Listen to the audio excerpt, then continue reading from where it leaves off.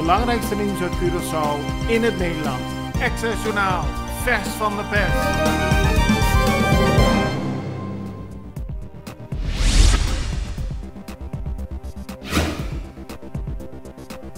De Extra meldt vanochtend dat inbrekers zijn binnengedrongen bij het postkantoor in Groot Kwartier. Daar hebben ze een kluis opengebroken en zijn met minstens 50.000 gulden weggegaan. De inbrekers hebben gebruik gemaakt van speciale apparatuur en hebben veel schade achtergelaten. De politie onderzoekt de zaak.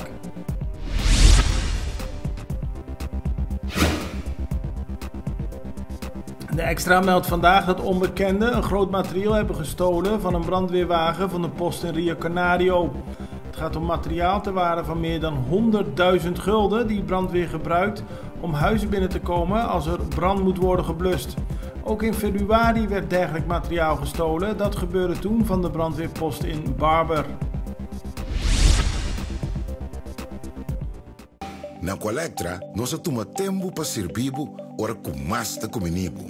Llama-nos sempre de cliente na telefone 0800-035 de Jaluna para Viernes voor die setor de mente te com setor de noite para turno serviço nan of patrão cita. Se você traz cita para já sabra, também por hora. Por escolher para trabalhar, riba aqualectra.com e aproveitar a mesura, põe o documento na cerca para visita cerca nós vai mais fácil. Sim, Aqualectra, seu centro de cliente, está claro para servir na momento que você come a bo.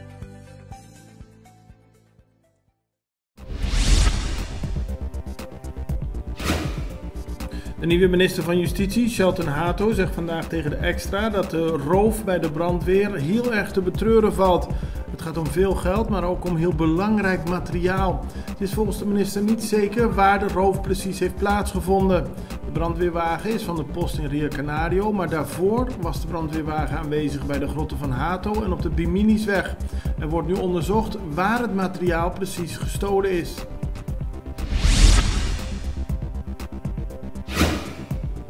De afgelopen jaren zijn veel belastingplichtigen uit Curaçao vertrokken zonder aan hun belastingplicht te hebben voldaan. Volgens cijfers van de Belastingdienst zijn er sinds 1 januari 2018 16.000 mensen uit Curaçao vertrokken, maar daar zit ook een groot aantal minderjarigen bij.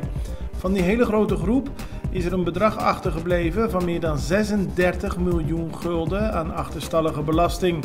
De Belastingdienst gaat dit geld opzoeken en zal ook aankloppen bij de landen waar de mensen nu wonen. Buschauffeurs op Curaçao zitten met de handen in het haar.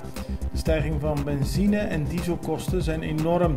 In de afgelopen 2 maanden is de prijs van diesel per liter met 50 cent gestegen. Daarvoor was voor vanavond een grote vergadering georganiseerd. Maar STO, de vakbond voor buschauffeurs, heeft die voorlopig uitgesteld omdat de betrokken ministers op dit moment niet op Curaçao zijn.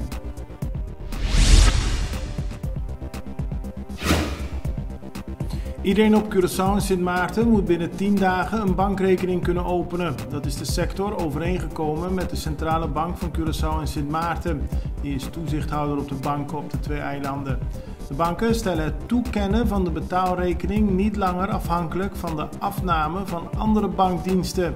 Dat betekent dat iedere rechtmatig verblijvende meerderjarige met een vaste woon- of verblijfplaats in Curaçao of Sint Maarten een bankrekening kan openen. Het team van Ajax komt naar Curaçao en op 21 mei wordt er een wedstrijd gespeeld tegen het Curaçaose team. Dat meldt Extra vandaag. Het is een gevolg van de sponsordeal die Curaçao heeft gesloten met Ajax. Ajax speelt al meer dan 2 jaar met Curaçao op de mouw. En dat is volgens het Curaçaose toerismebureau goed voor het toerisme van het eiland. Het belangrijkste nieuws uit Curaçao in het Nederland. Access Journaal, vers van de pers.